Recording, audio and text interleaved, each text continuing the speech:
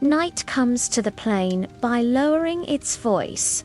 The two rivers broad, slow, persuaded by levees breathe together, and the reeds answer with a small, even rustle that sounds like weaving remembered.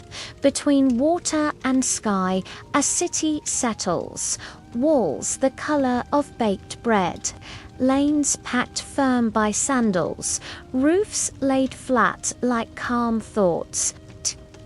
Heat stored in brick during the day climbs out and goes elsewhere. Cool finds corners and stays. Along the quay, date palms keep their tall, patient postures. A line cut on the stone marks the year's highest flood. Below it, fainter lines whisper of seasons that behaved differently. Red boats nap at their moorings, bellies smoothed with bitumen that still smells faintly of sun. The ropes that hold them are palm fiber twisted by hands that knew when to let go. Water touches hull, hull touches air. The three make a small agreement that lasts until morning. Inside the gate, the night watch closes a bar with a wooden toque that is not meant to frighten, only to convince. A scribe with lamp and clay tablets sits in a booth no wider than a man's reach. His stylus rests in a groove, its tip clean. Today's accounts barley in, barley out, reads measured by arm lengths. A jar sealed for the beer room lie in a shallow tray to dry.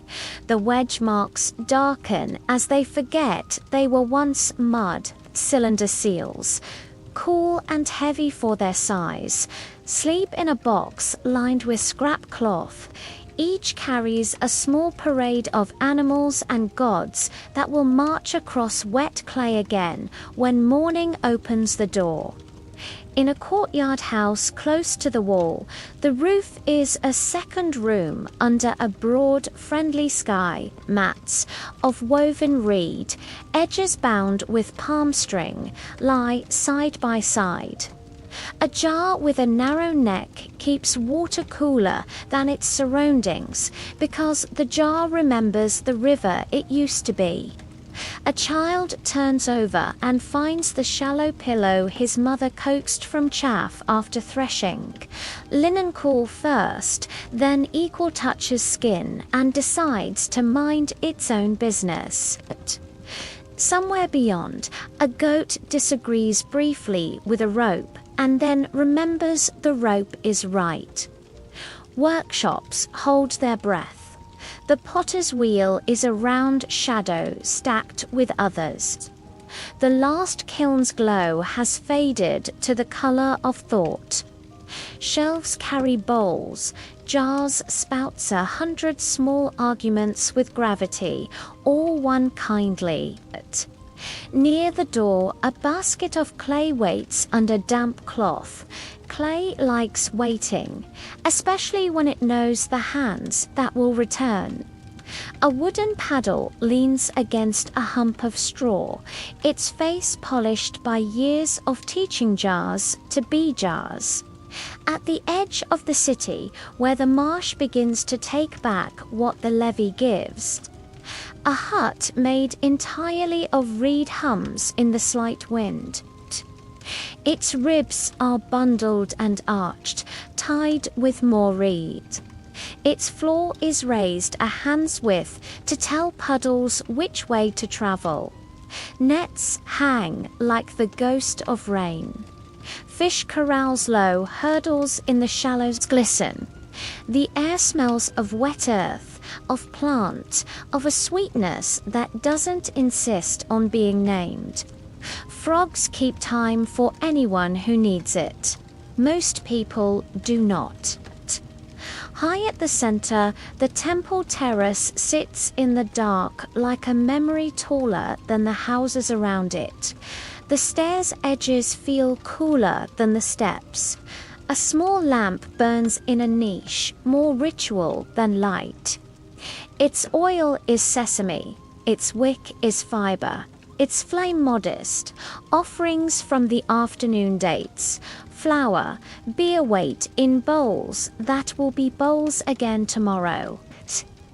The priestess sandals rest in a line that means something to him and nothing to the night. On a ledge, a little baked clay figure with big, attentive eyes watches nothing in particular and everything at once. Beyond the terrace, streets recalibrate to evening. A brewer's yard carries the last warm breath of mash. Big jars stand with lids propped, allowing work to become quiet. In a yard next door, a weaver leaves the loom with the weft thread secured in a neat tuck. The warp hangs with a gentle promise to remember its number. A spindle whirl, still and exact, sits where a hand will find it by feel alone in the morning. The canal gates are closed for the dark hours. Each is a clever arrangement of posts and boards and packed mud, managed by the same small team who know which ditch forgives and which does not. Tonight their levers lean and water glides along the agreed path without asking for witness. A measuring rod marked in the calm language of hands and spans rests on a peg. Tomorrow the rod will make the day legible. Now it is a stick among other sticks, sleeping upright.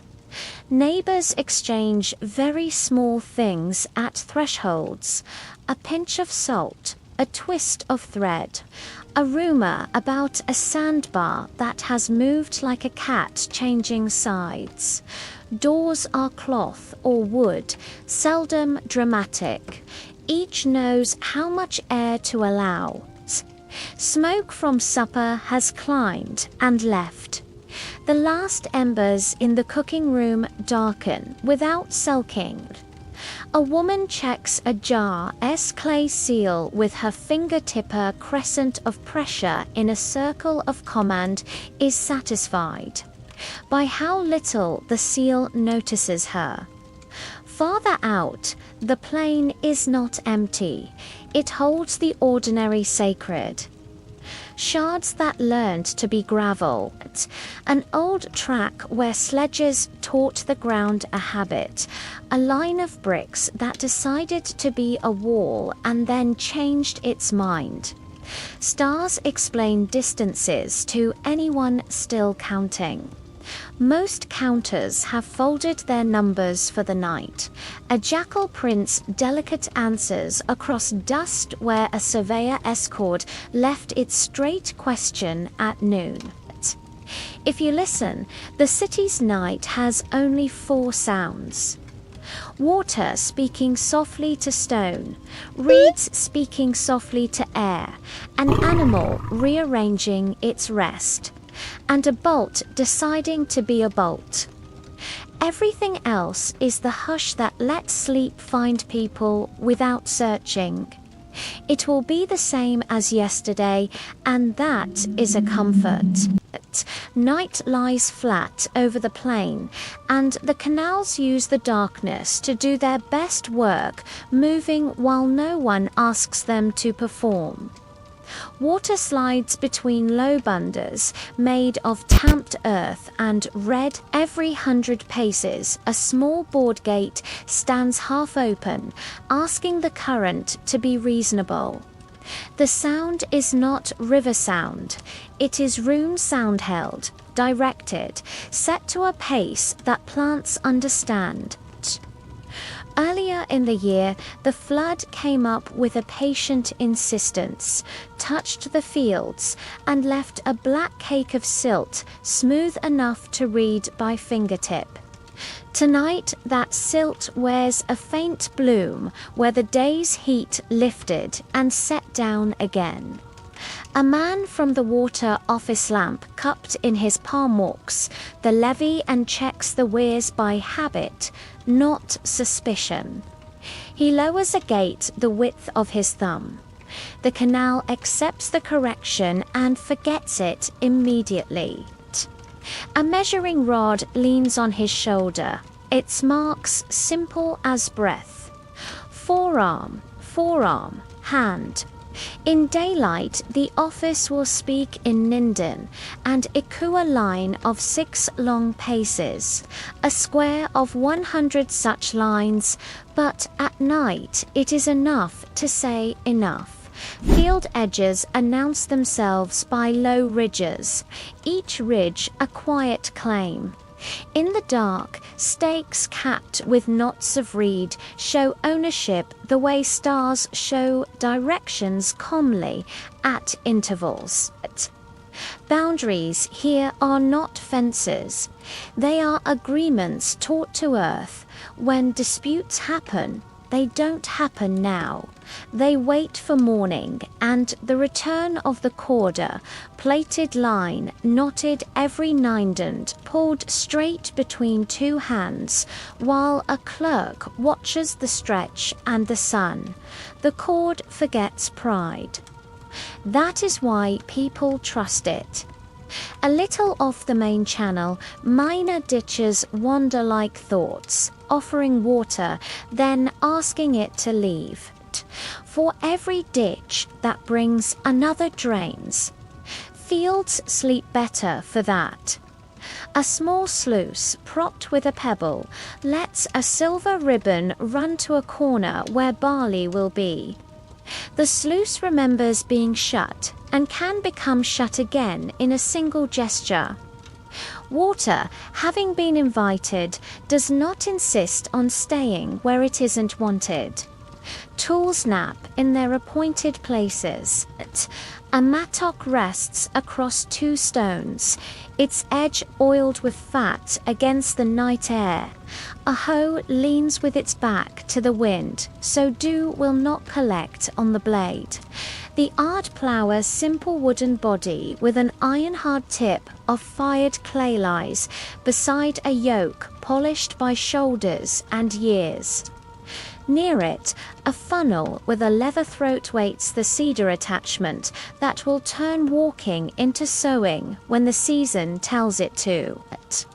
All these are notched and smoothed in ways that hands recognize without looking. What grows here knows the water's language.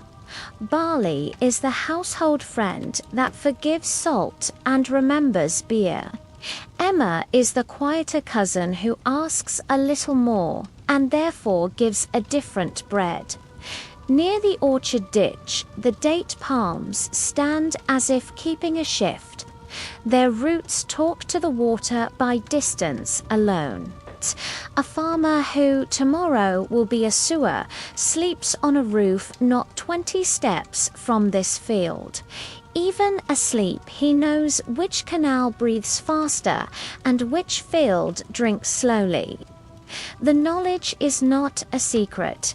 It is a timetable written without ink. Silt is both gift and chore. Along one bank, a low pier of earth shows where crews will desilt at the next moon. Baskets of woven reed lifted in a rhythm that turns mud into height, spoil thrown against the levee to make it stronger. In daylight there will be a song to keep the lifting together and the jokes polite. At night the plan just waits, compact and trustworthy. A scrapeboard and a dragger plank with a rope lie beside the track like 2 quiet promises. The land has a quiet problem it does not hide. Salt comes where water lingers. Where a corner shown white at sunset, the water office will order extra flushing. A gate will stand open longer on the next cool day, so the brackishness can be persuaded away. Some plots lie fallow every few years by design, allowed to breathe and forget. Others take red mulch cut from canal edges, spread thin to shade the surface and keep the crust from lying. Nothing here is an emergency. Everything is a schedule. Volumes live in words that fit inside a hand. Tomorrow, barley to be sown will be measured in sila a bowl and gu a storage jar, counted as carefully as sleep counts breaths. The clerk will press those numbers into wet tablets with his stylus, one column for the seed lent out, another for the harvest owed back.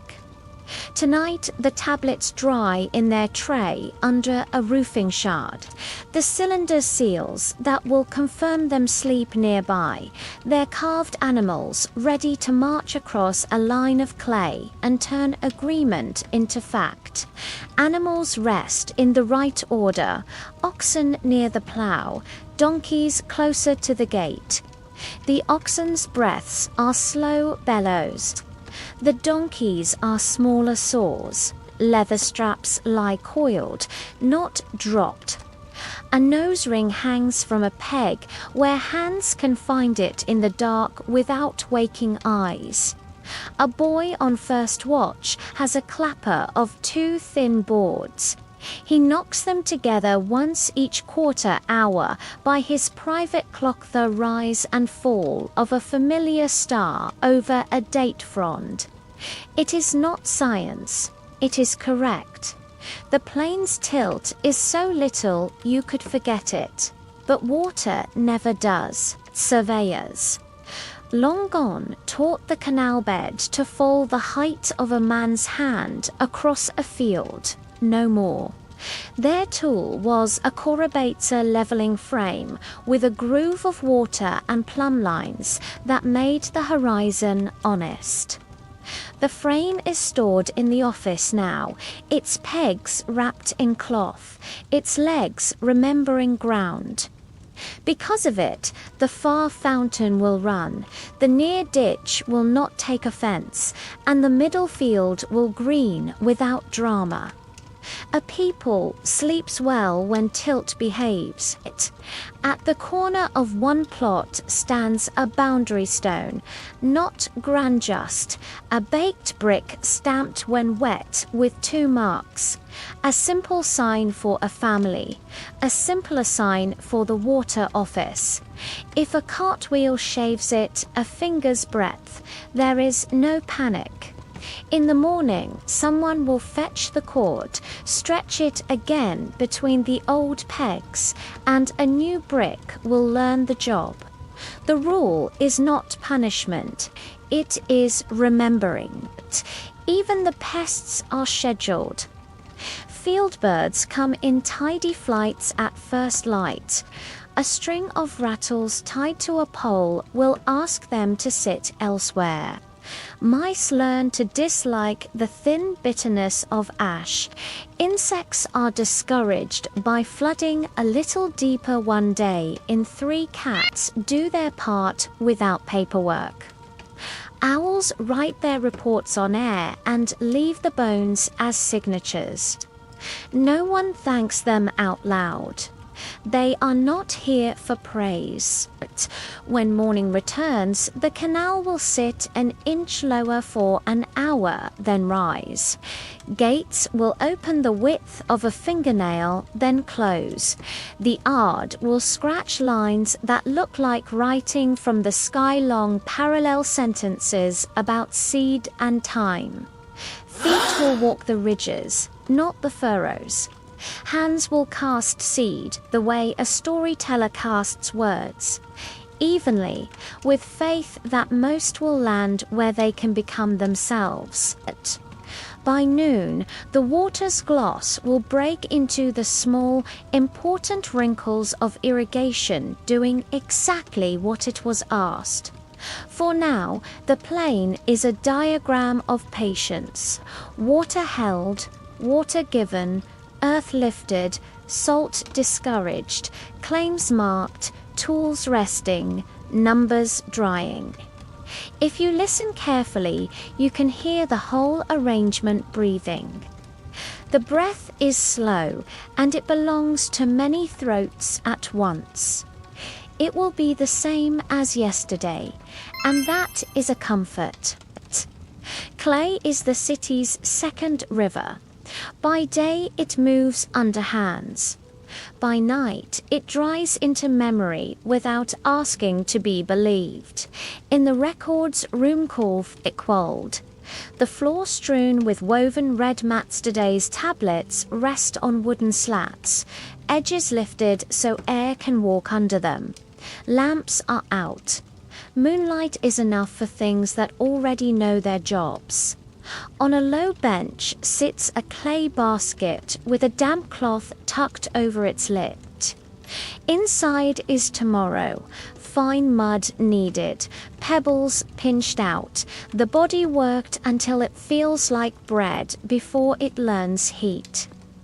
A scribe earlier took a walnut of this clay and rolled it into a lozenge, then into a tidy rectangle the thickness of a patient thumb. With the flat of a reed he rubbed the face smooth. With the edge he drew ruling lanes where numbers can walk without colliding. The reed stylus tip trimmed to a neat triangle waits in a narrow jar. Its cut will press wedges that are always the same and therefore always true. Cuneiform looks like little birds to the sleepy eye. To the hand it is a set of angles that mean grain, oil, sheep, days. The stylus lands, leans, lifts. A vertical wedge, a horizontal, a small diagonal, each a decision in mud. A tablet about barley begins with the place, then the people, then the number of syllables or gu, great jars, then the why. Another tablet records labor owed to the canal, counted in days of hands. Names arrive in order, titles kept small, so numbers can stay large. A light touch with a moistened finger smooths a mistake back into time. The sign is set again, and the clay forgives. When a tablet matters to more than one room, it receives an enveloper thin skin of fresh clay wrapped around the text. Before the skin closes, a clerk reads the inner writing aloud. Another signs that, reading with his wedge marks, the envelope comes up over the edges and across the face, and then it too is inscribed. The same summary, smaller, sometimes a note to the future. Open only when asked. A strip of string ties around the package, and over that string a soft rectangle of clay is pressed and sealed so that string and promise become one thing. Seals have their own sleep. In a cedar box, cylinder seals lie side by side like short. Serious beads, hematite, cool as night water, serpentine green as stories of spring. Sometimes lapis that remembers the far mountains. Each is drilled through lengthwise for a chord. Each carries a tiny world banquet under a crescent, a worshipper before a seated god, two lions deciding to be cousins. Rolled across wet clay, a seal makes a parade that cannot be argued with. Once around and the message is not just written, it is introduced. Older things share the shelf like grandparents who know when to be quiet. Smooth token scones, spheres, little discs that once counted jars, and animals before tablets learned to do it in smaller rooms. Some still sleep inside baked bulla clay envelopes whose cracked skins show the ghostly bulges of tokens sealed within. They are kept here not for use, but for remembering how counting had hands before it had signs. Weights and measures live within reach. Bronze weights shaped like ducks and lions manage certainty on the scale beam. Thin clay tags, pierced for string, carry brief inscriptions so sacks and jars can wear their names. On a wall, a wooden board holds date sticks with notches, month names, festival markers, the hours when the gate will learn to close. Another tablet lists the year name, not a number, but an event large enough to be a calendar. Year, the canal to the west was dug. Year. The temple roof learned cedar. This tablet hangs by the door, the way weather hangs by a window. The room's instruments are all small courtesies. A scraper for trimming edges so tablets stack without rocking. A burnishing stone, thumb-smoothed, for giving faces a sheen that makes the stylus slide with good manners. A shallow tray of sand for drying. When the night grows damp, the tray persuades moisture to choose sand instead of memory, to basket. A basket near the door holds shards broken tablets soaked back to mud when their time has passed. Yesterday's accounts returning to tomorrow's grammar. Not everything is kept. That is one way order rests. Another room over the Edinburgh Tablet House sleeps with its benches in 2 rows and its walls scented faintly of clay and reed. Today, a boy copied a list of signs, then a proverb about not wasting barley, then a model contract. He learned to cross out by smoothing, to correct by pressing less deeply and with more care. Tomorrow he will copy a little letter that begins with peace to the house and ends with a date and a witness. His lunch bread onion, beer left no trace but usefulness. Money here is barley first and silver second, but both travel in writing. A lone tablet says how much leaves the granary and when it should return. Witness names sit near the bottom like stones that keep paper from sailing away. The custom on barley is increase by 1/3 in a year. The tablet does not scold about it.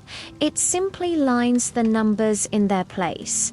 Beside it, in the tray, rests a receipt for wool measured by mina and shekel weight, that is, hands turned into metal and then into words. A seal rolled at the end makes the numbers stand up straighter. Archives belong to houses and to temples both.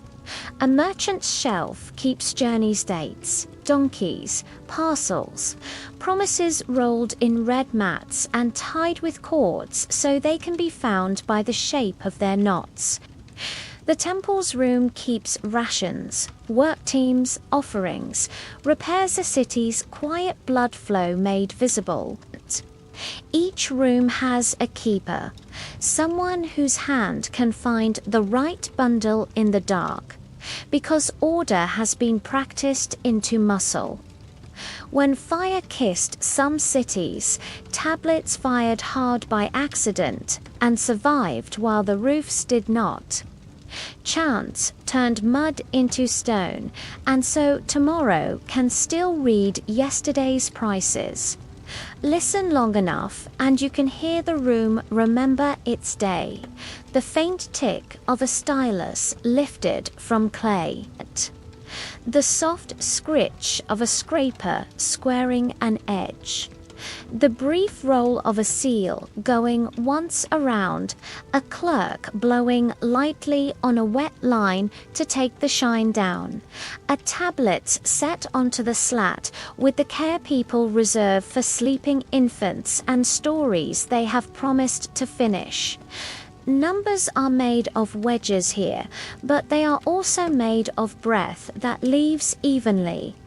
Near the threshold, a modest pot holds water for fingers. each scribe leaving touched a drop to forefinger and thumb, the same two that hold the style le socle, would not go home under nails. Another pot holds reed cuttings. Styluses are trimmed and retrimmed until they lose patience and become kindling. Nothing in the room is loud except certainty. Outside, the night patrol passes with its measured wooden wood.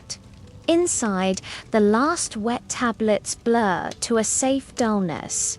Clay stops moving. Numbers stop shining. Seals stop insisting. Somewhere in the dark, a granary door remembers it is tied, and a jar remembers it is counted.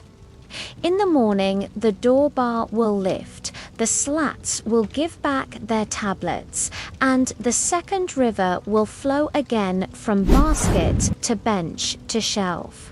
It will be the same as yesterday, and that is a comfort. The city is made mostly of sun and mud that learned each other's habits. By night, walls cool until the plaster smells faintly of dust and cumin. By day, they glow the color of bread. Between those hours lies the calm business of bricks made, stacked, laid, and mended in a rhythm that remembers floods and forgets hurry. Clay begins in a pit where water stands long enough to soften silt. Into that body go chopped straw and chaff the temper that stops shrinking from becoming sulking. Bare feet need the mix, the way hands need dough. Heels fold, toes press, a slow, persuasive chorus. A worker lifts a wooden mold for walls, and a quiet bottom dips it in water so the clay will agree, flings in a mound, and rakes it level with a flat board. The mold rises while staying itself. A new brick lies where none lay before. A thumb prints one corner, not as a signature, but as a promise to the future that a hand was present. Bricks dry on reed mats, first flat, then on edge so air can choose all sides. The sun teaches them seriousness. The wind finishes the lesson.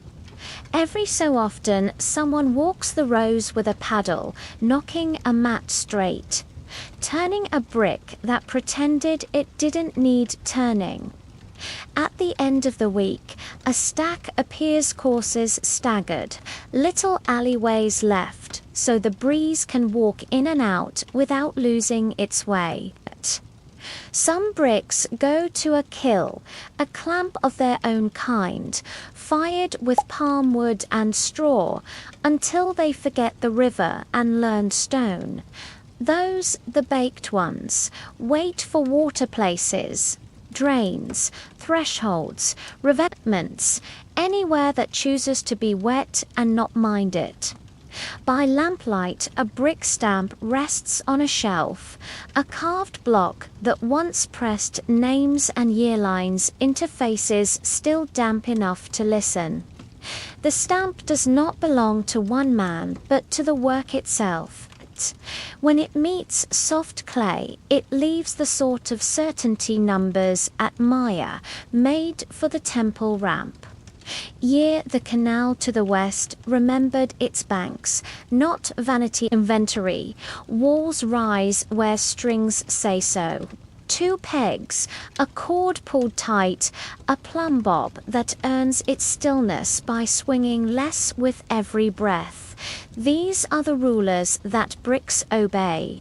A mason dips his hand in a bucket of mud, slurry mortar, the consistency of honesty, and slaps it on with 3 quick pats. He lays a brick, presses, twists a fingerwit, lifts away the excess with a reed trowel. Every 4th course, he turns a brick headwise to tie the skin to the heart. Buttresses step out of the wall like slow ribs, breaking sun into stripes and telling the wind to be courteous. Where a door will live, a pivot socket waitstone or baked brick cupped to drink the dust that keeps wood from complaining. Lintels are palm trunks or poplar, their bark long gone, their surfaces taught smoothness by loads. Over the beams go reed hurdles, bundled and tied, then a blanket of clay rolled with a stone until water, when it visits, knows which side to step off. A drip edge is pinched along the parapet with 2 fingers. Rain, rare and celebrated, will go where it's welcome. Scaffolds are modest. 2 poles, a crossbar, a ladder cut from a trunk with rungs pegged in ladders that know which foot belongs first. For heavier work temple terraces, key walls ramps take over, long and patient, packed with the very dirt the wall came from.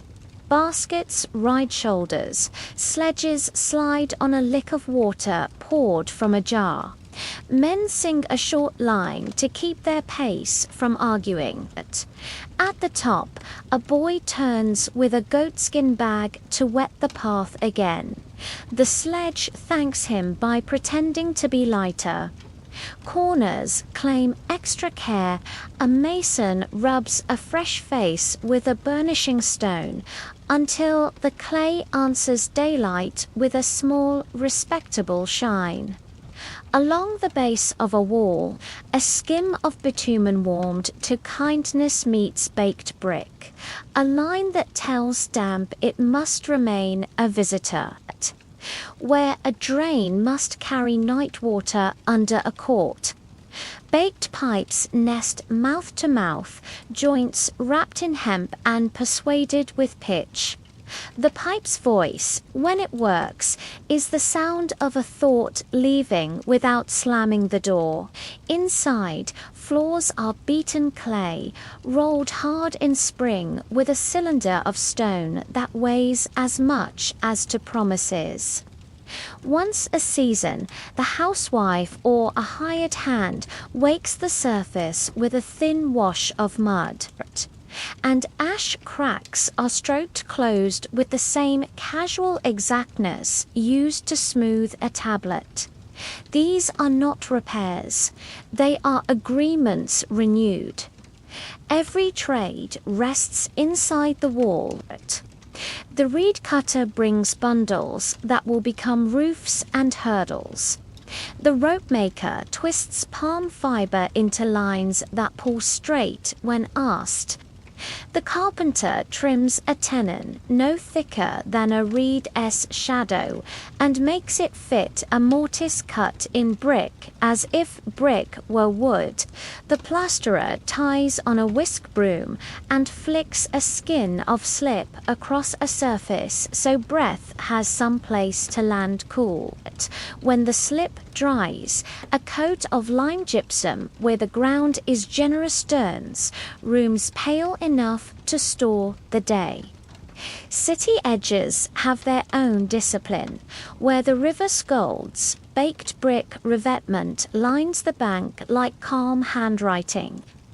Steps lead down at measured intervals for jars to meet water and return without drama.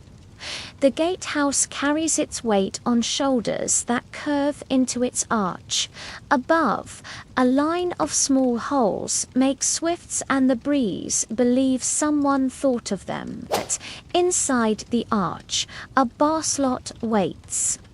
At moonrise, the bar will learn its groove and the city will feel the kind of closed that means accompanied, not trapped.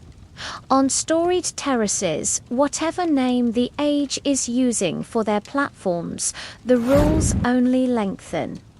Core of sun-dried brick, skin of baked courses dressed with bitumen joints that do not mind heat. Stairs wide enough to teach the body to slow. A low, long slope the ramp that fed the making lingers even after the work is done, because the world always has another jar that wants to be higher than it was born. Counting shadows lives beside counting bricks. A foreman sits on a coil of rope and notes what went where on a shard smoothed with a pebble. 600 for the north wall. 200 baked for the drain, 8 palm trunks to the oil warehouse, 1 good ladder to be mended. At dusk, the shard will be read into clay that dries in the records room.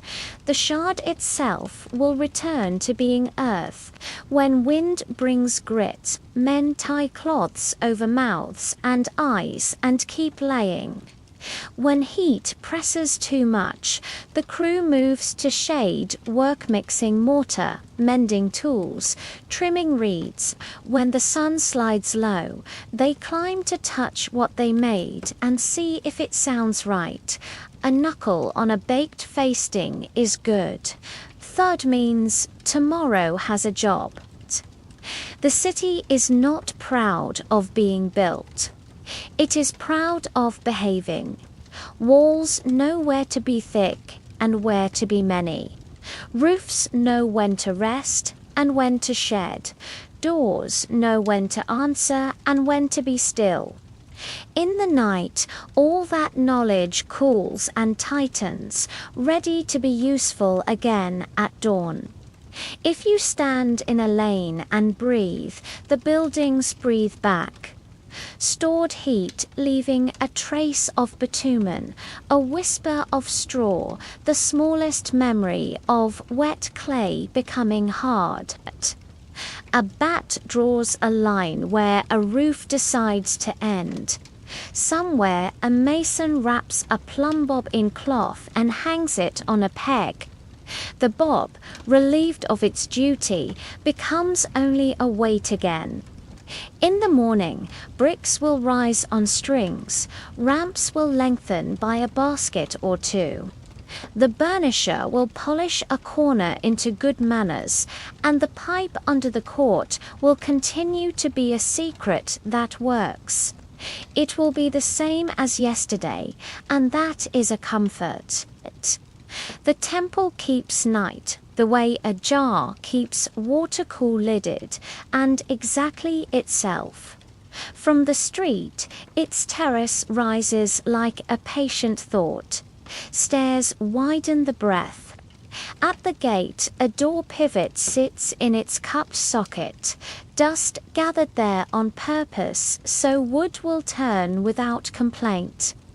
A lamp by the threshold practices small flame sesame oil, reed wick, a light that knows when to bow to darkness. Inside the outer court, footprints from the day have become soft maps. Brooms leaned earlier against a wall of pale plaster. One has slid a thumb width and decided to stay. On the right live the storerooms, low doorways, cool rooms with jar shoulders lined in ranks. Clay stoppers wear their fingernail crescents. A few carry ceiling stin plaques pressed while wet with a cylinder parade. Worship at star, calm God seated, the usual agreement. A tablet near the door, still faintly damp, lists the ordinary gifts of today believe: dates, oil, wool, 2 small fish, 1 bundle of reed's knot, as a ledger of generosity, but as a promise to remember. Beyond, the bread room keeps its brick ovens under a mild ash. Flat loaves that woke before dawn to meet the morning right now rest in baskets. Covered with cloth that smells of flour making up its mind. A jar of sour breathes under a lid. A hand will uncover it with the kind of respect reserved for reliable weather. On a shelf sit beer jars with spouts of reed, lids propped so the sweetness can think, Tomorrow at first light, a priest will pour exactly the measure the god prefers, neither proud nor stingy, just correct. Toward the inner court, a wash basin stone waist high keeps water from the well as cool as a good word. The attendant on watch dips a small jug and weights his hands up to the elbow. He does not count, but if he did, the number would be the same each time. The drops fall onto a pebble bed arranged to sound like rain remembering itself. He dries with the corner of his mantle because towels are for mourning. Night accepts a smaller ritual. At the door of the cellar, the inner room bronze hinges mind their manners. 2 stand lamps with wide dishes burn low. On the left, a small incense pan waits with its charcoal asleep. The figure in the nichewood at heart, dressed in metal and patience, does not move because moving would be less like God. Its eyes catch whatever light there is and return it without keeping score. Garland cords from the day have loosened into their evening shapes. A boy will freshen them at sunrise with reeds and leaves that choose to live in rope. The oil keeper arrives on silent reeds. He carries a small jar with a long narrow throat and a spoon like a leaf. His job is neither grand nor small. It is exact. He touches each lamp, a breath to level the flame, a lift of wick with a clay pin, a drop of oil made just. Flames answer in the key of steady. A tally pebble moves from one bowl to another, one lamp trimmed to 3, because memory likes company. From a hanging shelf he unties a packet of perfumed oiler little cedar. A little sweet resonant touches it to the rim of the nearest lamp. The scent does not announce itself. It arrives and then agrees to be part of the room. Incense is for evening in this house. The censer-s charcoal wakes with a soft hiss when a pinch of resin finds it imported frankincense in tiny tears, a quieter local gum in larger ones. Smoke rises in a straight line at first and then learns to be curved. It writes on the air without insisting on being read. The attendant swings the pan once, not as theatre but as distributioner gift to corners, a suggestion to dust. In the passage, yesterday's smoke has left a faint sheen. The wall seems pleased to wear it. In a side chamber, a linen chest dozes. Cloth, for tomorrow's swathing lies folded to the same width.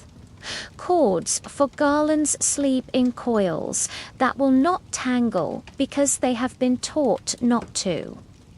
A bronze pourer sits on its side so its mouth dries properly. A ladle hangs by its other end to keep dust out of the bowl. Even the knife used to cut cakes into the equal portions the god likes has its place. Edge turned toward the wall the way polite blades rest. 2 singers' voices trained to match rather than impress walk the perimeter once in the dark.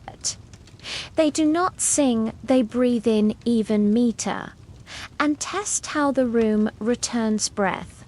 Where the echo is long, they mark the place with a thought.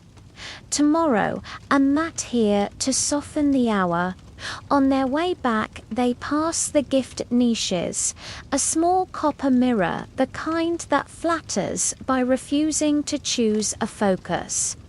A string of painted beads, a child-esque clay animal, whose legs are not quite even, but whose gaze is fierce with offering. The singers nod to the gifts because nodding is the right verb. At a low table near the door, a scribe on duty sits with his stylus across his palm. His tablet tonight is short, oil to lamps, so many spoonfuls, incense so many pinches, bread saved for dawn's so many loaves, beer sealed so many jars. He presses wedges without hurry. Clay closes behind certainty. When he is done, he takes a seal knot his. The temple Esand rolls the simple procession across the corner so that the numbers belong to a room, not a person. He sets the tablet on the drying slat, where air may visit without taking behind the cellar. The kitchens exhale the last warmth of boiled offerings grain porridge, stirred until it learned to be agreeable. Meat for a festival day cooked slowly, so the bone had time to tell the broth its story. Portions lifted earlier for the niche have been returned, as custom allows. What the god accepts becomes shared.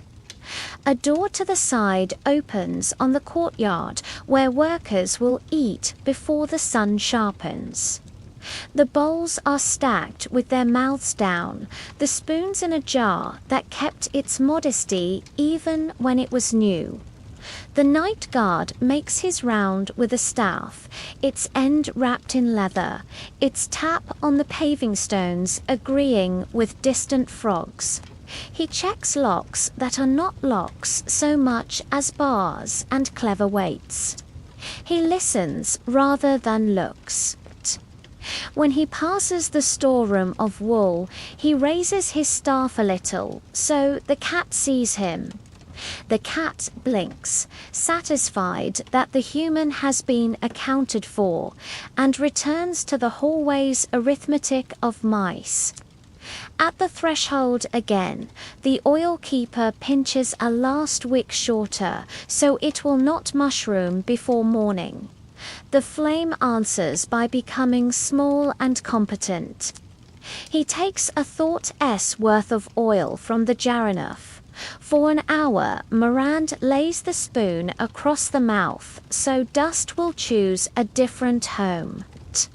The censer has learned to idle. The smoke stands at ease. A breeze from the court lifts the lamp's fragrance and sets it down 3 steps away as if to tidy it. Outside, under the stars, the temple is barely a shape. The shadow of the stair is the clearest thing about it. Far below, the street has chosen sleep. Far above, a cool draught at the terrace edge makes the lamps hold to their dishes with little halos like coins. In the records room across the court, a tablet dries. In the kitchen, a pot remembers heat. In the store, a seal keeps its parade ready. No one hurries any of this. That is why it keeps working. At first light, the doors will open the width of a hand. The bread will rise from baskets to platters. Beer will darken the lips of small cups. Garlands will become ropes again. The singers will count quietly to learn how much the room has changed and discover that it has not. Lamps will be trimmed from small to steady. Incense will be persuaded to begin without smoke sulking, and the scribe will add a line to yesterday's line. The god will receive exactly what the room promised and no more. It will be the same as yesterday, and that is a comfort. Water is the city's easiest road when it is persuaded to be narrow.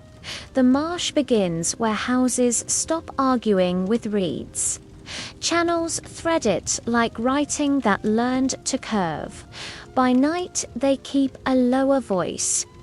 Moonlight lays a slow stripe. Frogs keep the minutes. A heron moves one joint at a time and proves patience is a tool. Boats here are plants taught to float. Reed bundles.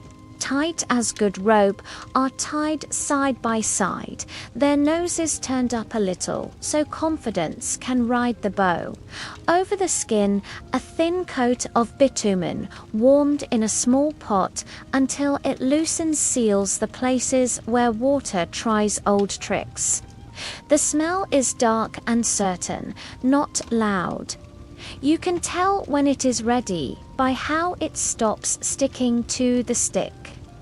A boatman touches a seam with the back of a finger, nods, and the night approves. Round basket, boats go asleep upside down on the bank like patient turtles.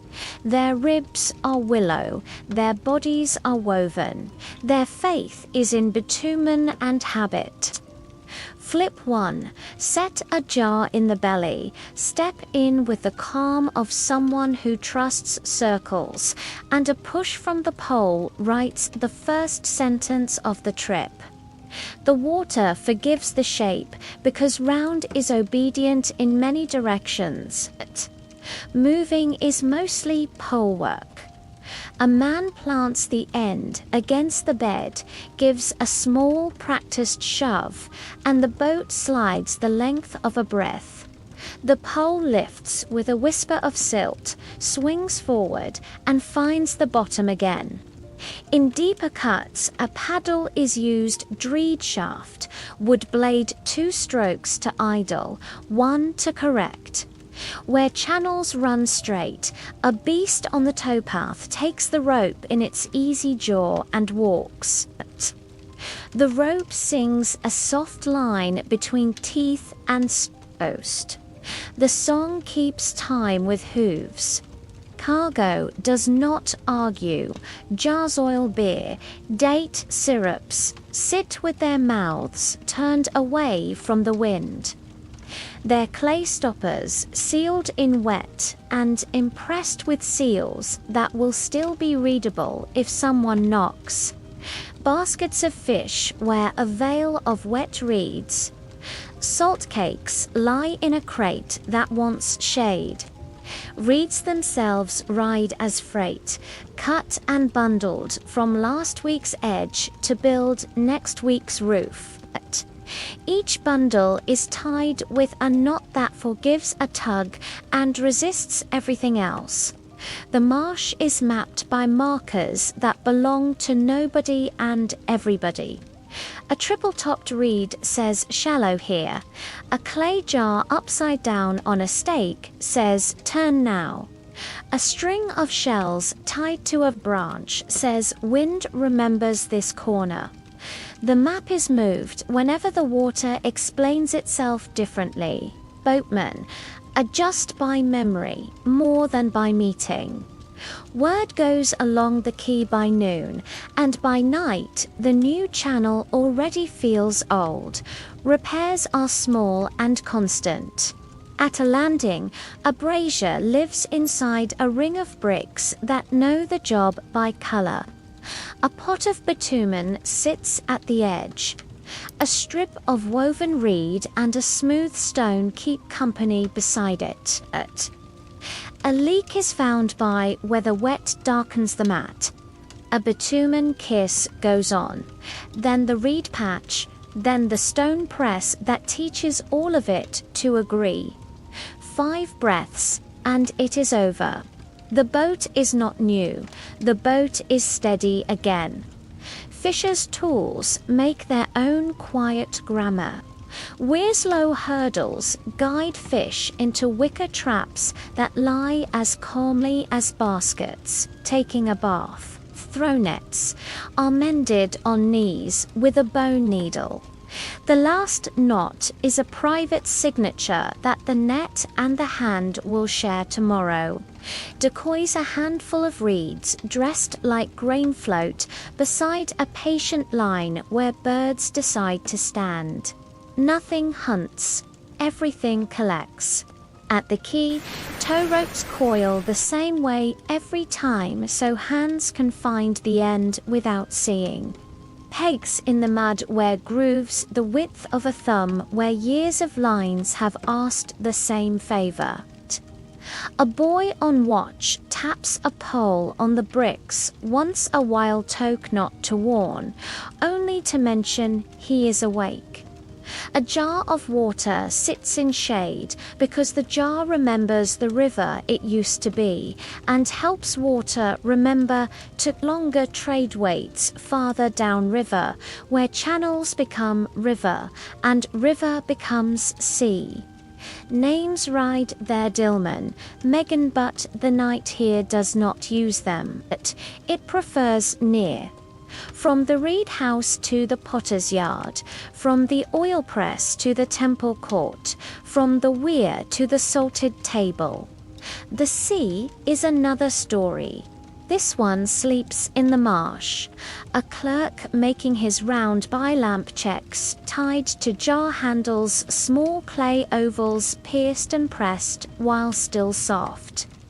From so-and-so S-press to such and such store, he pinches a seal, reads the parade of animals, and leaves the jar alone because it belongs to the morning. The lamp's flame leans when breeze remembers it. His hand remembers how to keep the glass from soot by lifting the wick a whisper. Even accidents are unremarkable. A pole slips. The boat leans. A palm opens to steady. The jar does not tip because the wedge of reeds under its belly remembers its angle. A paddle bumps a stake. The sound travels 3 strokes and then forgets itself. A reed edge squeaks against a whole seam. The bitumen, having been taught at dusk, does what it was told at midnight. Water creatures keep their part of the schedule. Carp roll near the surface when air goes cool. Turtles write slow circles that serve as polite warnings for paddles. Small bright insects become little lamps over mirrors. In the mud, crabs consider the moon and decide to remain opinions, not events. A fox steps onto a mat of floating stems, changes its mind, and selects a narrower destiny. When wind arrives across the wide water, it can make the channels practice chop. Boatmen lower their profile, shift weight to midships, and feel with bare feet whether the bottom is still where it always is. The Kufa's round belly forgives cross waves better than pride does.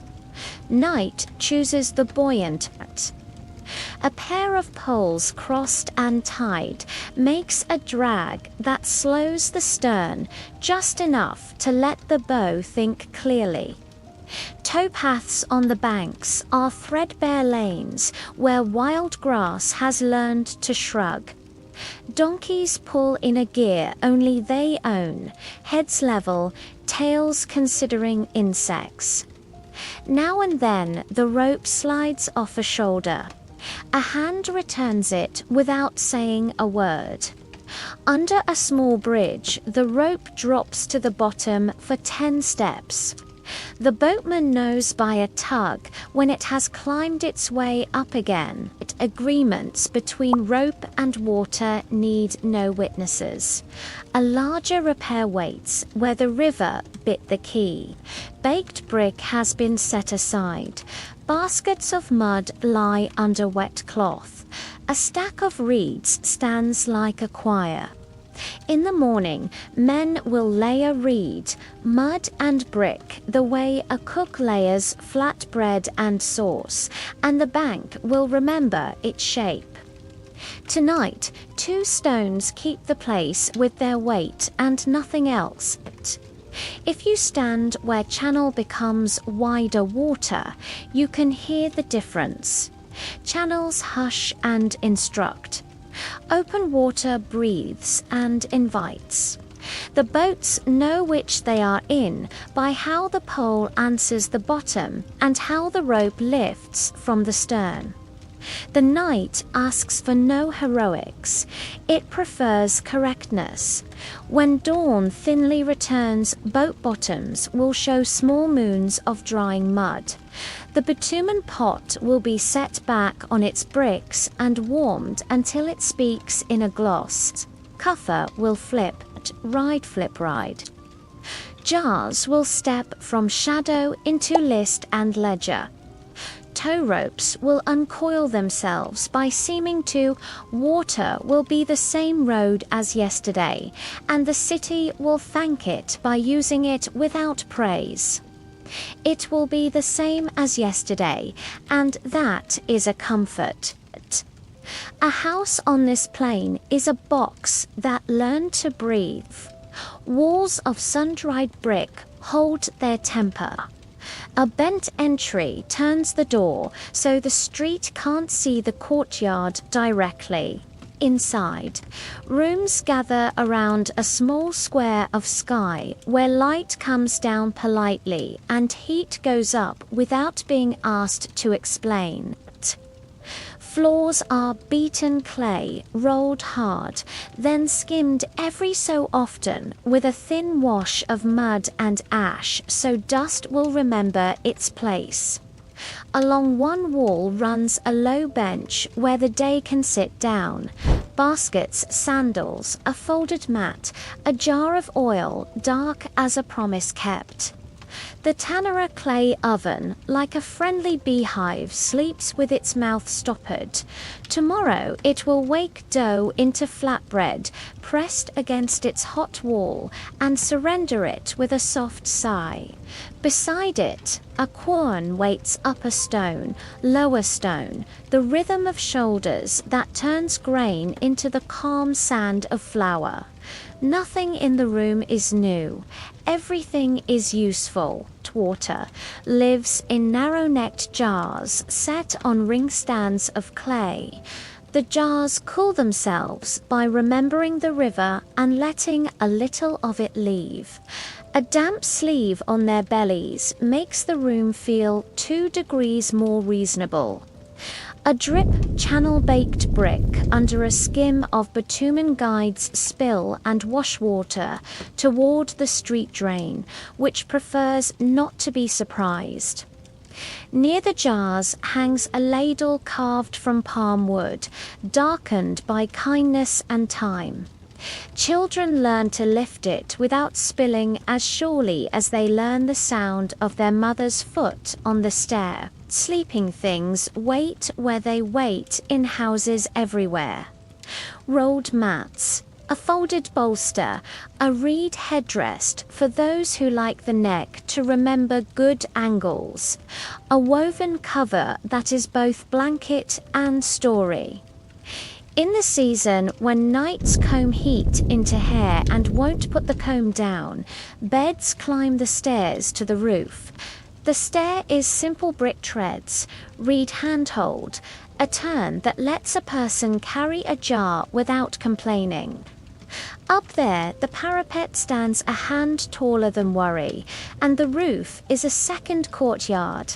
Reed screens, tied where wind prefers to arrive, a pot planted with a stubborn herb, a jar turned mouth down over a saucer to keep last light's embers from telling tales. Rooftop etiquette is older than the houses. You look down to your own court, not across to your neighbors. Voices lower as they climb. A mother settling a child on a mat hums the kind of tune that teaches breath to lengthen. A man checks the bar across the roof doorward into a stone socket, feels the bar agree with the groove it made years ago. A bowl turns over to become a pillow for a small elbow. A date stone rattles in a child's fist and then falls asleep in the child's palm. Along the courtyard wall is a niche where small gods keep company with the oil lamp. A baked clay figure with wide, attentive eyes. A little plaque pressed from a mold, its edges smoothed by thumbs. A string of blue glazed beads that once garlanded a jar and now garlands gratitude.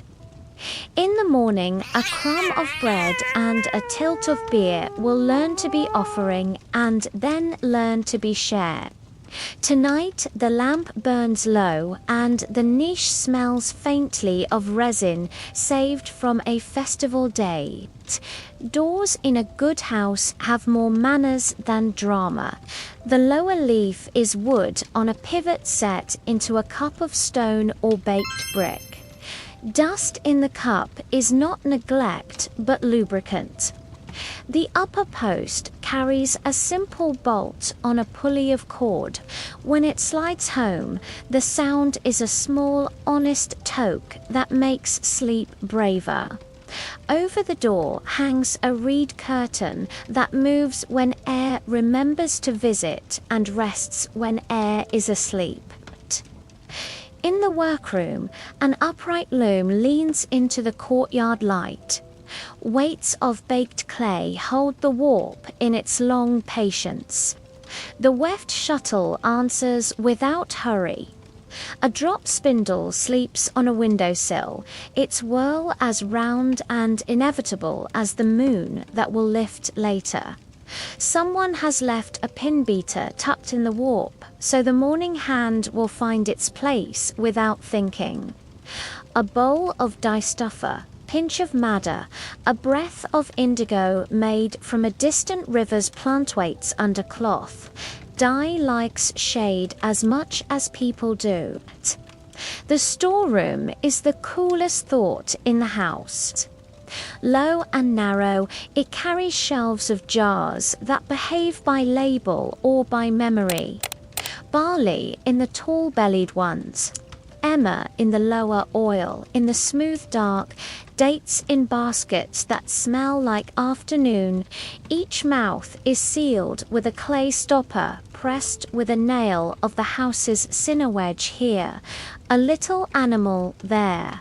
A string ties the stopper to the jar's neck, not to keep thieves out. They are kept out by neighbours, but to keep lids honest when humidity considers mischief. Neighbours are the house's other walls. Across the lane, a woman hangs linen strips to dry.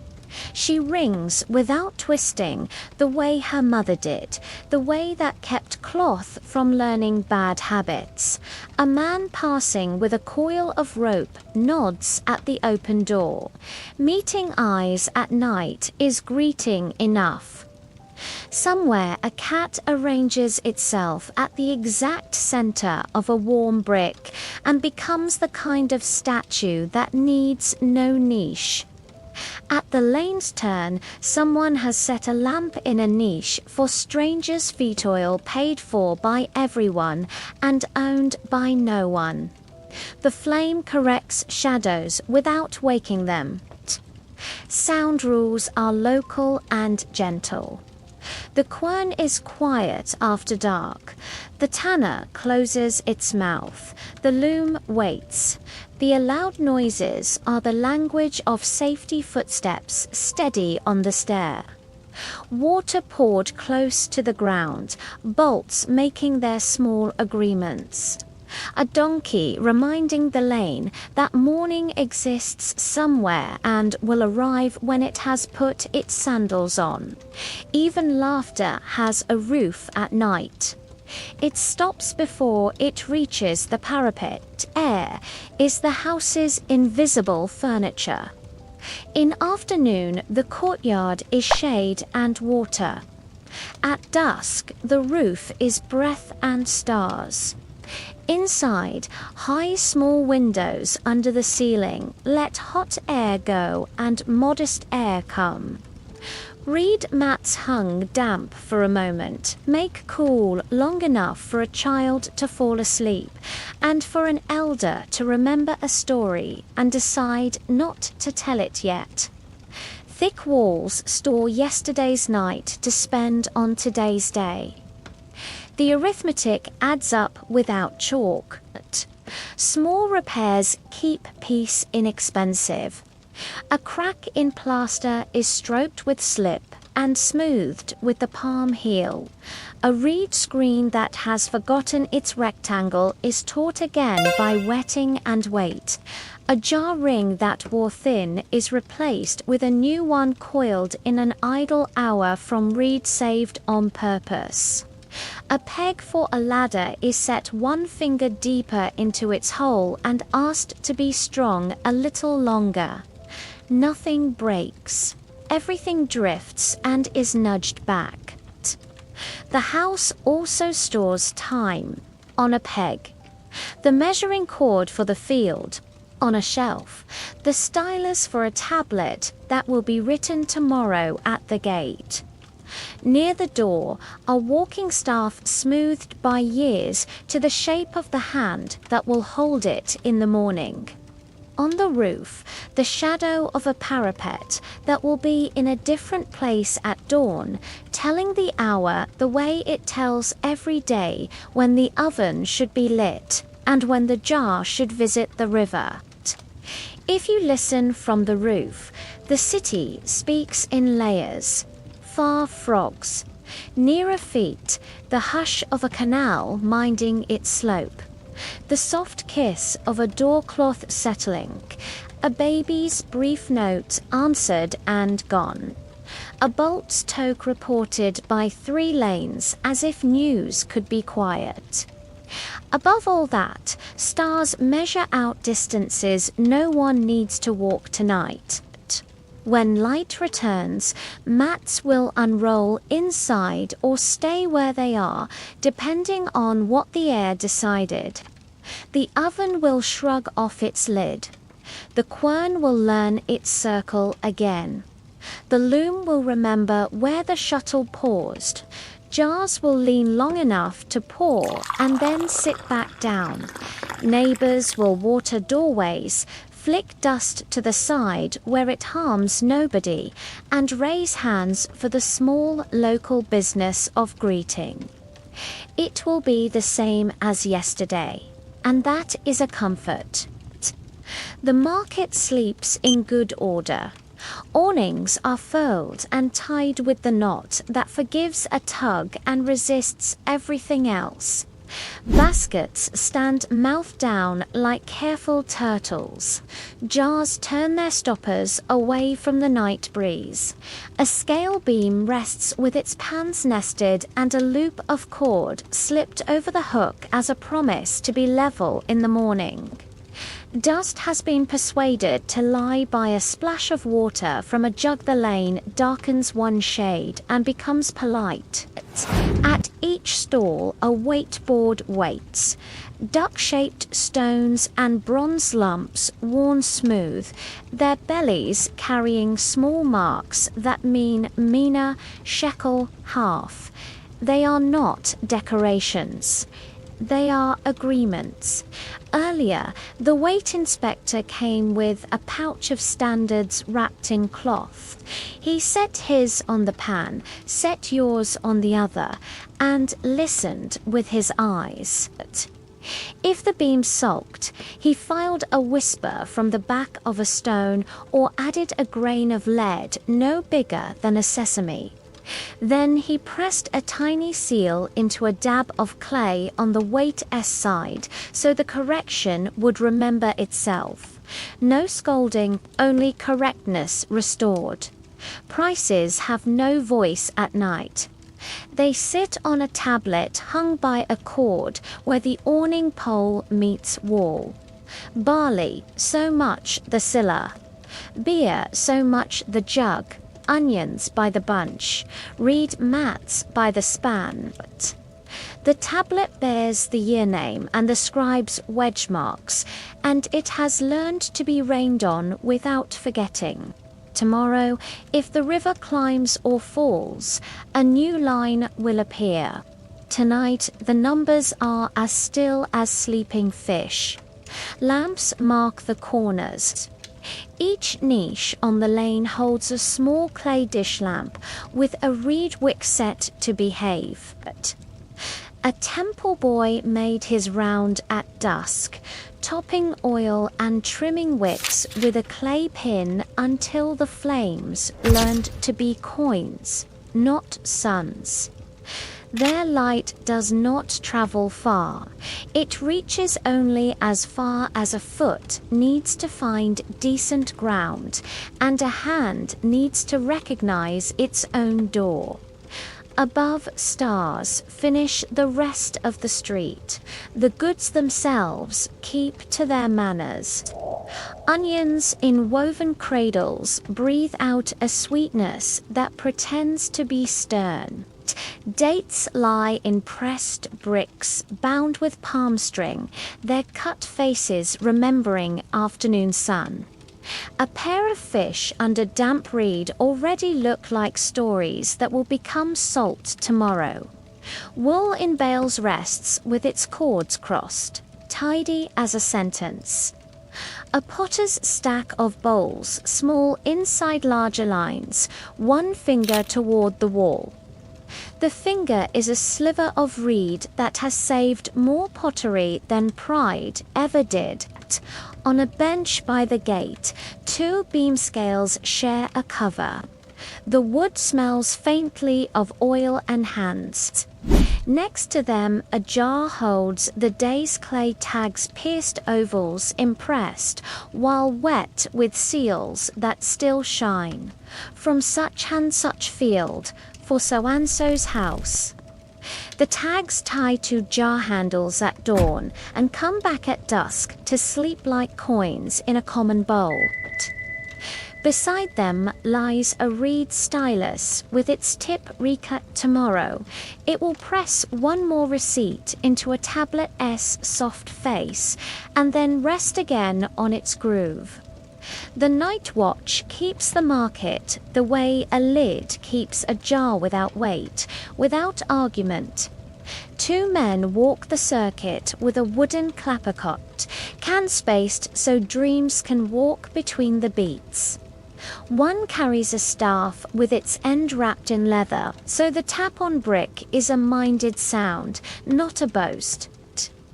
The other wears a sling at his belt for dogs that believe they own more night than they do. When they pass the fish seller's corner, a cat lifts its head a thumb's width and then returns to the arithmetic of mice. At the small weighing house, a shutter breathes. Inside, a ladder-back chair guards a chest with 3 lockswan key for the temple, one for the merchants, one for the city.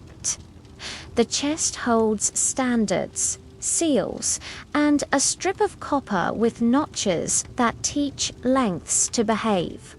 Forearm, hand, finger. On the wall, a tablet remembers market dues owed in barley or beer for the use of shade and stall. The due is modest, the shade is good. The accounts close in nods before they close in clay. Water keeps the ground honest. A boy with a jar tips a little at each corner. So the lane learns to lie. The splash carries onion to the gutter and leaves the smell of cool. The gutter itself is baked brick under a skin of bitumen and is unromantic. It simply takes what is given and carries it to where water likes to forget names.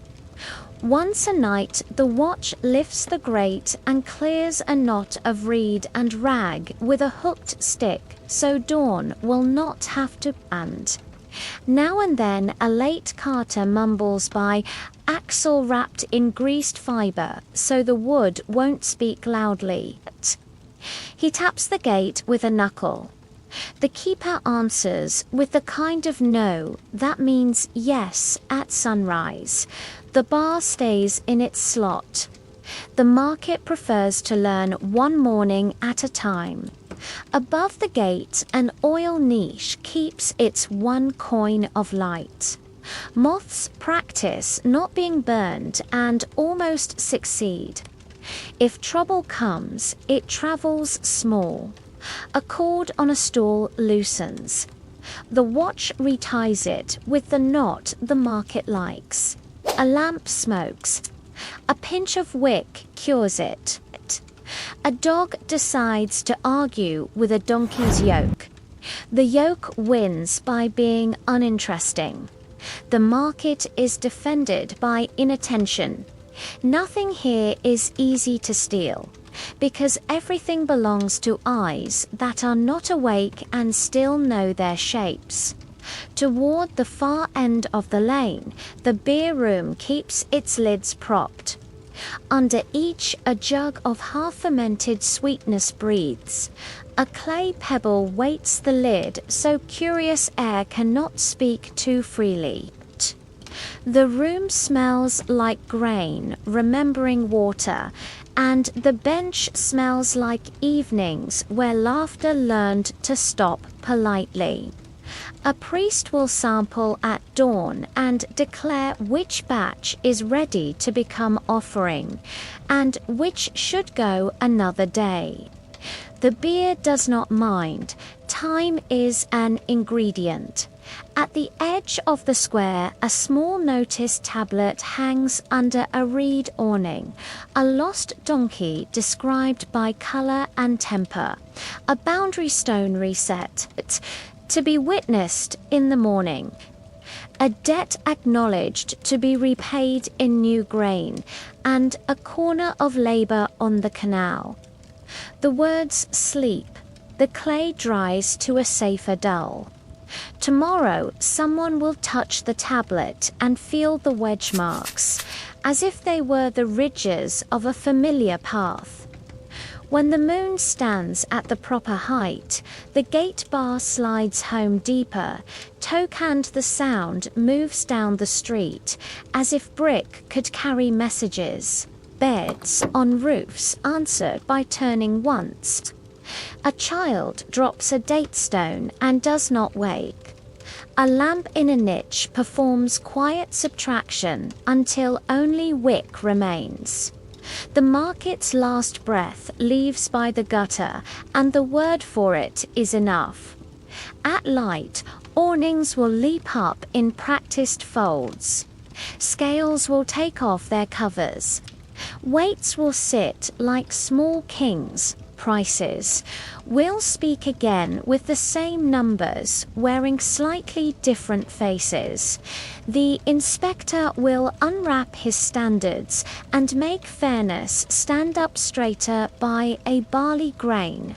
The night will fold itself and wait under the bench. It will be the same as yesterday, and that is a comfort.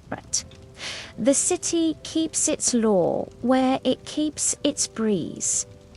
At the gate, under shade, benches of mud brick run along the inner wall, their tops rubbed smooth by years of linen and elbows.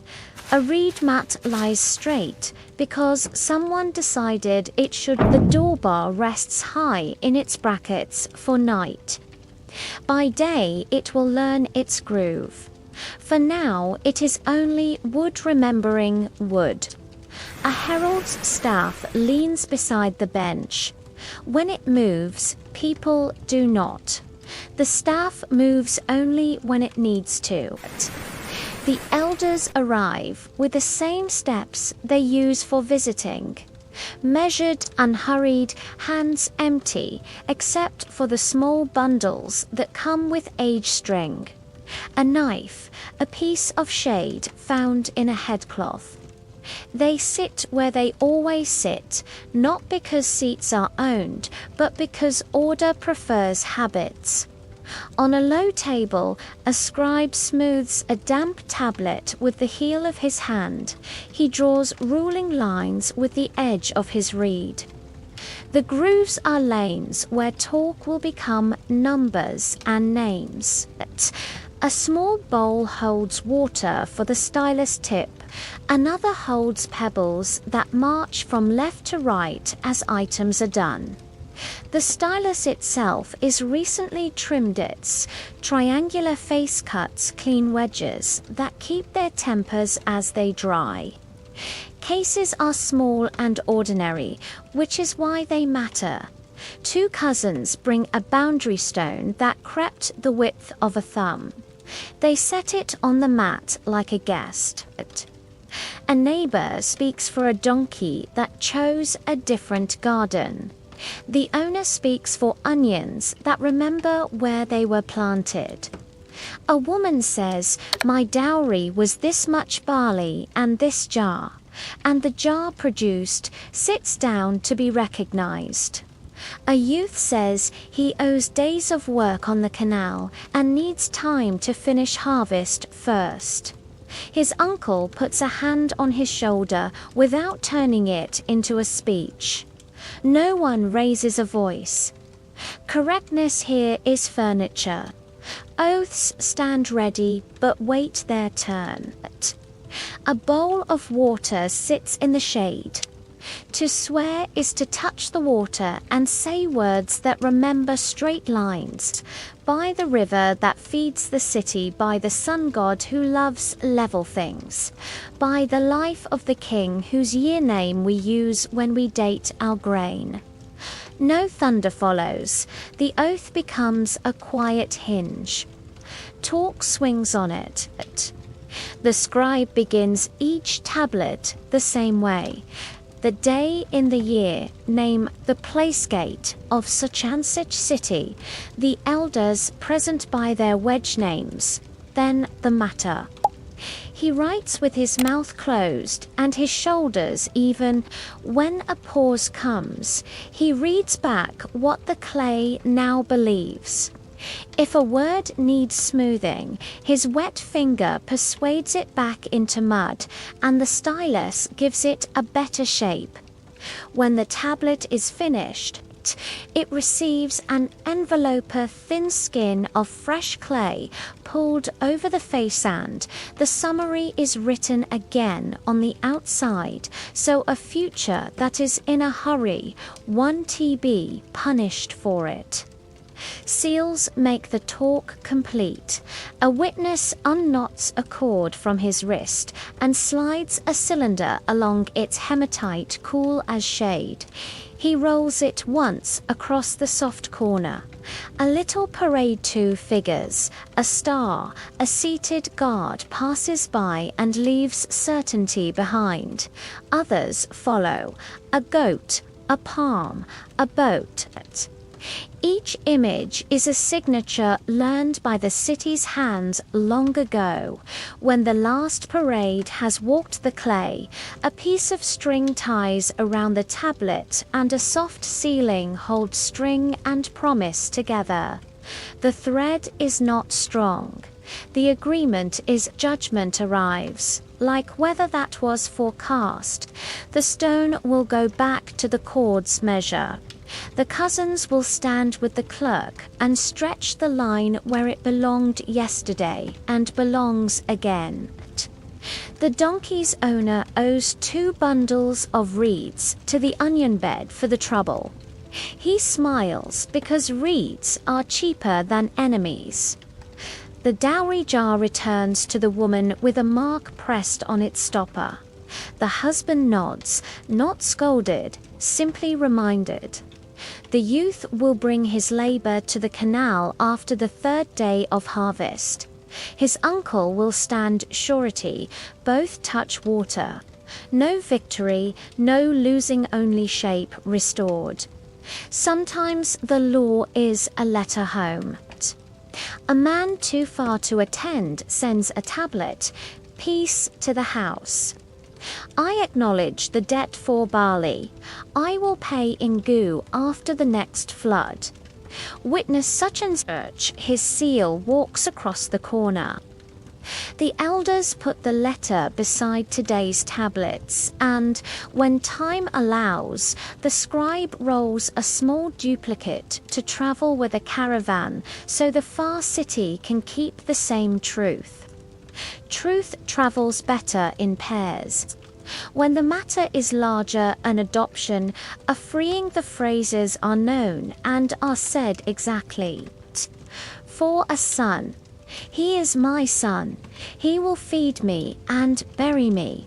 He shall inherit a share. He shall not be reclaimed by another. For a freed person, he is free. He owes service to no house. Whoever seizes him will pay. The words are not magic. They are measure. Clay accepts them and begins to dry with the pride of work done properly. Fines are modest and intelligible, so many shekels of silver in the season when silver returns from trade, so much barley by the siller when barley has just learned to be grain again. No one is ruined. Debt is turned into work or waiting. Sureties keep the promises from becoming smoke. When someone cannot pay, someone else says, "I will stand in the doorway with him," which is how this place says guaranteed. The last resort, like any tool kept sharp by not using it, is the ordeal the river asked to decide. It almost never wakes. Its power is in its sleeping. Knowing it exists makes tongues careful. Careful tongues make it unnecessary. The bowl of water on the mat is enough for almost all things. Bystanders practice the city's other law quiet. A bag of dates passes behind the bench. A child studies the elder's sandals and learns that important feet are dusted the same way as ordinary feet. A cat takes the shaded corner because it always has. Nobody argues jurisprudence with a cat. The sun slides a hand's width along the wall. The mat's shadow rearranges itself. The staff doesn't move. When all is written, the scribe lifts each tablet in turn and sets it on a slatted rack so air can pass under. He touches a bit of oil to the reed so the next cut will be kinder. A boy takes finished envelopes to the records room where other shelves wait. He stacks by topic, by month, by who must find it later. A broken tablet from last year's resolved debt soaks in a pot to become clay again. Not everything is kept. Peace is a kind of forgetting. As the elders rise, they leave bench cool behind them. The herald's staff remains a staff. Nothing asked it to be morphed. The boundary stone goes back to its corner with 2 fresh fingernail marks in its faces, if stone could smile. The donkey heads home wearing a rope that believes in knots. The onion bed keeps its onions. The youth thanks his uncle without a speech. The uncle answers by not removing his hand. By the time lamps are trimmed in the lane niches, the gate benches look like furniture again. The law, which is only custom written down, folds itself back into people, which is where it started. What remains on the mat is a faint smell of clay and a neat edge where the tablet sat while it learned to be memory. In the morning, new small matters will sit where today's sat. Witnesses will roll their parades. Water will be touched. Cords will be stretched. The scribe will trim his reed and the elders will sit in their shade.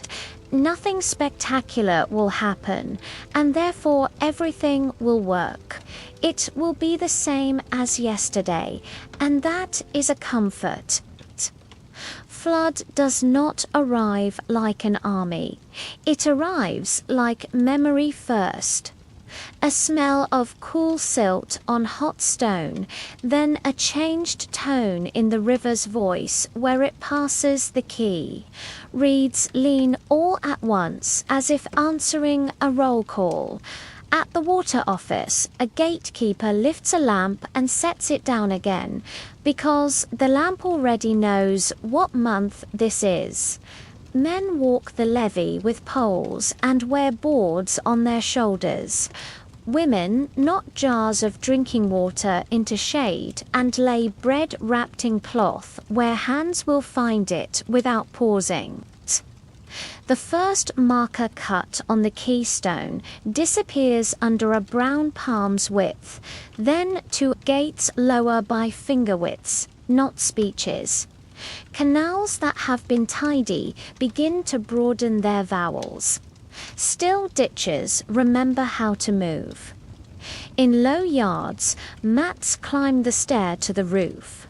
Jars are tipped onto ring stands, so their mouths sit above arguments. Animals go to the higher end of their tethers and become philosophers. A boy shouts once about a floating date branch that looks like a crocodile. The watch taps his canand. The fear becomes a story that will be harmless by nightfall. For 3 days, the city is an island with excellent manners. Steps to the river vanish one by one. The 6th step measures the highest talk and then keeps quiet. The sound is deep and slow, a bass the whole plain shares. Upstream, mud torn from fields visits neighbors. Downstream, neighbors send mud back. The water office scratches a line with the back of a knife on the ledger tablet. Height to here, gates set to this. Fish introduced to that ditch. Salt corner flushed longer. It is not drama. It is notation. Nights of flood are simple. Lamps in the lane niches are trimmed low. Roofs become bedrooms. The market sleeps under tied awnings that look like folded wings. The gate bar is set, but not sulking. No one wants in or out yet. On the terrace of the temple, the oil keeper adds a spoon to each lamp. Smoke forgets to misbehave. The singers breathe their round once. The room returns their breath smaller and kinder. Under the eaves, tools line themselves like letters. Mattocks, hoes, baskets drag boards the alphabet of after.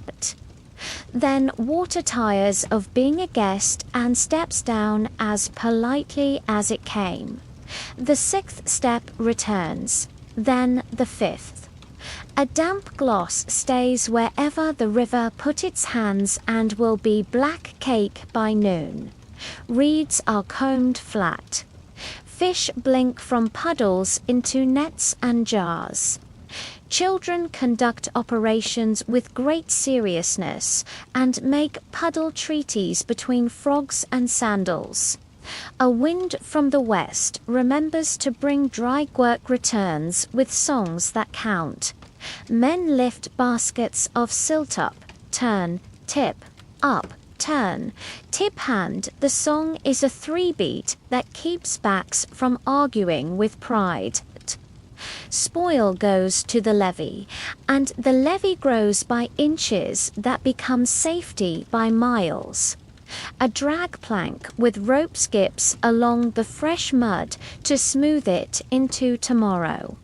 The little weirs learn new angles. The clever gate that stuck last year has been taught better manners with oil and a softer shouted word.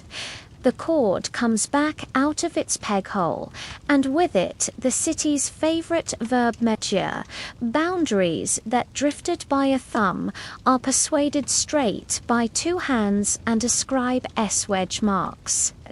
A fresh brick stamped while wet replaces the one the flood chewed. It takes the stamp well and looks like it has always been the right brick. The cousins who argued last month do not argue. They hold the cord and smile into the same shadow. A child tries the plumb bob. The bob teaches the child what stillness is for. In the fields, tools become sentences. The art plough scratches long, parallel lines you could read from the sky. The cedar funnel dribbles grain that your hand taught to fall evenly. Steps are counted because seed likes rhythm. Cast, breathe, breathe. When the wind turns unhelpful, a woman shifts the path a hand's width so holes will land where rows will want them. Behind, a child drops 3 seeds with 4 fingers and looks pleased that the earth pretends not to notice the arithmetic. Songs change with the work. Dasilt sings in 3s. Sewing sings even turning the jar, sings 2 short, 1 long. The oxen S bellows set a low drone that takes every melody and makes it work for a living. Nobody conducts, the ditch banks do it by how they hold feet. At noon, shade is a crop. Date palms make it. Men and women harvest it without tools. Bread with onions is a principle. Beer is its footnote. Both are better for being shared back toward the temple from which the grain once left in a bowl and returned in a basket. On the quay, boats go back to being near roads. Cuffer flip upright, receive jars whose stoppers have grown official again and move into channels that remember their edges. Poles find the bottom where the bottom always was. Tow ropes learn their arc. The bitumen pot smiles its dark, certain smile from its ring of bricks. A clay tag pierced, paraded by a seal blesses a jar's handle and allows it to travel without becoming a question. The market uncurls awnings up, weights uncovered. Price tablet wearing a new line that everyone pretends is the same as the old line because stability rests better than arithmetic at dawn. The inspector unwraps his standards. A file whispers on the back of a duckweight. The beam learns level and keeps it. First baskets of greens arrive with the smell that fields make when they remember rain. First fish lie under damp reed. First onions pretend to be stern and fail. Temples keep their calm matte. A pinch of new silt from the flood is laid in a dish beside last year as a quiet museum of river behavior. The morning offering is measured to the spoon. Incense is advised to rise like agreement, not like pride. A scribe writes a year name on a neat tablet and hangs it by the door. Year, the water climbed to here and left kindness. It reads like weather and therefore like law. At night, the sky signs change. The 7 small lights near the dawn margin climb a little higher each morning and mean seed, the way other stars mean travel or storms. A merchant on the roof checks their place not because he needs ritual, but because ritual needs someone to look at it. He ties a knot in a cord when he is satisfied. The knot means go east in 5 days. The cord goes on a peg because pegs are how rooms remember.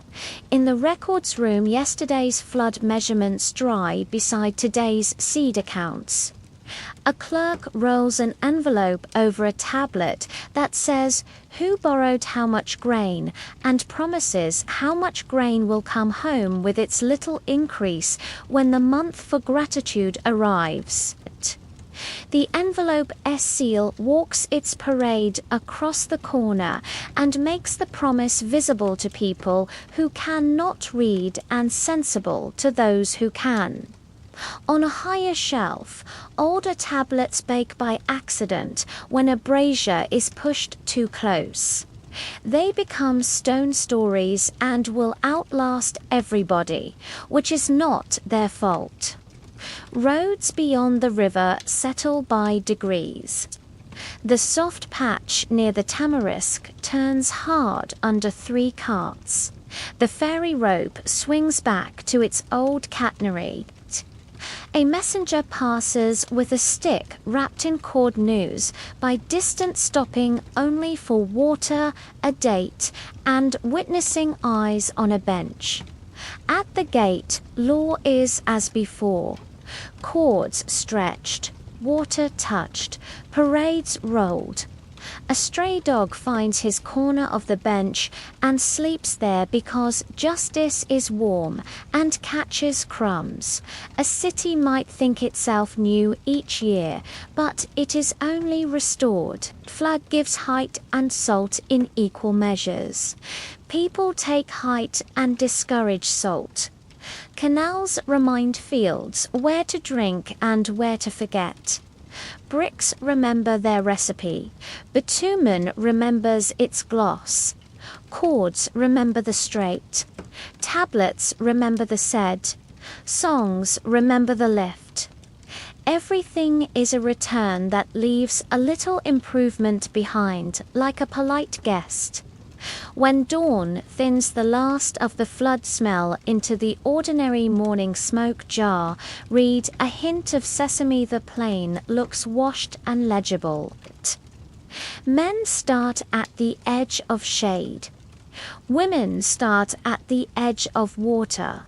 Children start wherever a basket is momentarily unattended. Oxen think about the first step and then take it. A quern turns its patient circle. A lamp is pinched shorter to behave until noon. A gate bar is lifted and the city says yes with a small wooden word. You could live every year here and still be surprised only by how much sameness there is to be grateful for. The river comes up, the river goes down. Black earth lies like an invitation.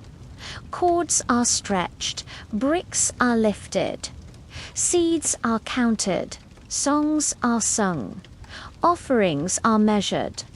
Judgments are made without anger. Boats remember how to float. Markets remember how to whisper. Roofs remember how to cool. Stars remember what they are for. A people sleeps because the arrangements keep their side of the bargain. It will be the same as yesterday, and that is a comfort.